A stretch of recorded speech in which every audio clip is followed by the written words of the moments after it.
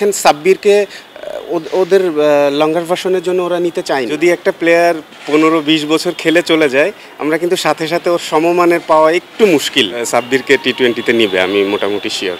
সব থেকে ইম্পর্টেন্ট কথা হচ্ছে, যদি একটা প্লেয়ার 15-20 বছর খেলে চলে যায়, আমরা কিন্তু সাথে সাথে ওর সমমানের পাওয়া একটু মুশকিল আমাদের দেশের প্রেক্ষাপটে। আমি অন্য দেশের কথা বলছি না।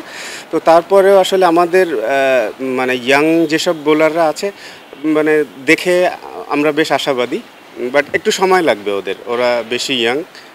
যেহেতু এখানে কথাই আসবে যে এখান থেকে গেলে তো ইন্টারন্যাশনাল লেভেলের জন্য চিন্তা করতে হবে, তো ওই লেভেলটার জন্য চিন্তা করতে হলে আমার কাছে মনে হয় আরেকটু সময় লাগবে ওদেরকে। এতগুলো নাম তো বলা মুশকিল। আমাদের বেশিরভাগ প্লেয়ারই থাকবে, মানে এখানে যারা এনসিএল খেলছে অল্প কিছু প্লেয়ার হয়তো না থাকতে পারে, বাট বেশিরভাগ মানে আমাদের তো আসলে অনেক প্লেয়ার না যে একটা ডিভিশনে 2টা করে টিম করা সম্ভব। তো বেশিরভাগ প্লেয়াররাই খেলবে। আমার জন্য নাম বলা আসলেই মুশকিল, কারণ 8টা টিম হবে, 8টা টিমের মধ্যে তো 15 জন করে মেম্বার যদি থাকে, এতগুলা ডিফিকাল্ট। বাট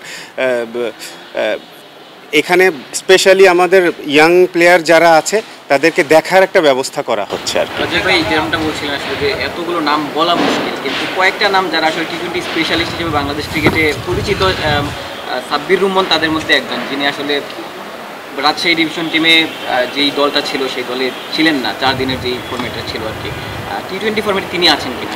ভাই এটা হচ্ছে আগে তাদের কোচ ম্যানেজমেন্ট ওদেরকে চাইতে হবে আমাদের কাছে যে এই প্লেয়ার আমরা চাই, আর একদম লাস্টে গিয়ে আমরা তখন দেখব যে মানে কাকে আমাদের আরও এরপরেও আমাদের মনে হয় যে এরা ঢুকতে পারে। টিমটার ডিভিশনাল টিমগুলোর প্রক্রিয়া হচ্ছে এইটা। হ্যাঁ, আমরা আসলে ওদেরকে, আমাদের কোচেস ক্যাপ্টেন থাকে, ম্যানেজমেন্ট, ইভেন ডিভিশনাল যে ম্যানেজমেন্ট থাকে, ওনাদেরও প্রায়োরিটি আমরা এই ক্ষেত্রে দিয়ে থাকি। তো দেখেন, সাব্বিরকে ওদের লঙ্গার ভার্সনের জন্য ওরা নিতে চায়নি, ওদের কোচ বা ক্যাপ্টেন বলেন বা যে, তো তাহলে সেক্ষেত্রে আমাদের আসলে আমরা এটা এই ক্ষেত্রে পুশ খুব একটা করি না। Double million offer Walton fridge কিনে পেতে পারেন 20 লক্ষ টাকা, রয়েছে কোটি কোটি টাকার নিশ্চিত উপহার।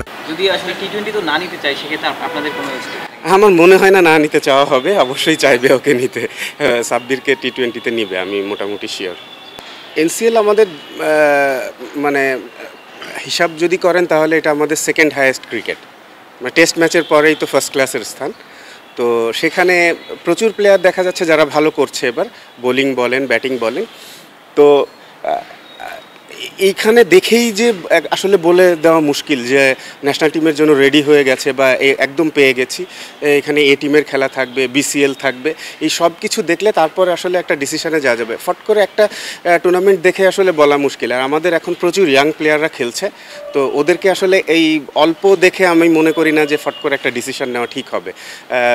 তো আমরা চেষ্টা করছি, তো তার মধ্যে যাতে আমাদের মানে ব্রেক না থাকে ভিতরে, যে ওইটা প্রত্যেকটা জোড়া যেন ঠিক মতো লাগে, স্পেশালি যখন ফাঁকা হয়ে যাচ্ছে ন্যাশনাল টিম, তো সেই জায়গাটাতে 1-2 জন করে প্লেয়ার ইনক্লুড করে আস্তে আস্তে আগাতে আর কি।